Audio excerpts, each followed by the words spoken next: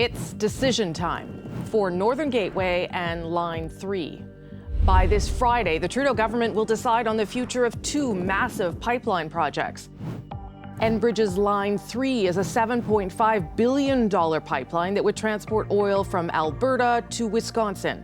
It's Enbridge's largest project ever, with over 1,600 kilometers of pipeline.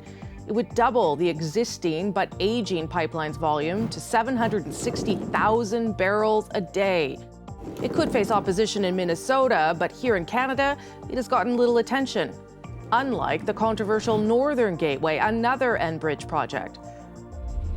This pipeline would bring diluted bitumen from Alberta's oil sands through northern BC to the coast, but that means moving oil through the protected Great Bear Rainforest, something the Prime Minister has said he is against, as well as increased tanker traffic on the West Coast.